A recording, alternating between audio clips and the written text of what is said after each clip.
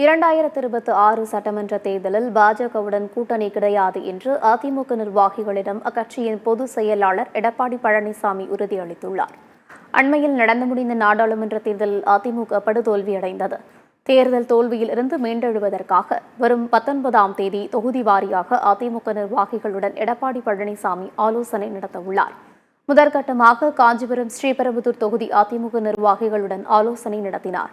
தேர்தல் தோல்விக்கான காரணங்கள் குறித்து எடப்பாடி பழனிசாமி கேட்டறிந்தார். அப்போது அதிமுக நிர்வாகிகள் கூட்டணி பலமாக இல்லாததே தேர்தல் தோல்விக்கு காரணம் என்று எடப்பாடி பழனிசாமியிடம் முறையிட்டனர். 2026 சட்டமன்ற தேர்தலில் பலமான கூட்டணி அமைக்க வேண்டும் என்று வலியுறுத்தினர். 2026 சட்டமன்ற தேர்தலில் கூட்டணி அமைப்பதை தலைமை பார்த்துக் கொள்ளும். நீங்கள் தேர்தலை நோக்கி வெற்றிக்கு தீவிரமாக பணியாற்றுங்கள் என்று எடப்பாடி பழனிசாமி கேட்டுக்கொண்டார். 2026 சட்டமன்ற தேர்தலில் பாஜகவுடன் கூட்டணி கிடையாது என்று உறுதியளித்த எடப்பாடி பழனிசாமி அதிமுக நிர்வாகிகளுடன் ஒற்றுமையாக இருக்க வேண்டும் என்று கேட்டுக்கொண்டார்.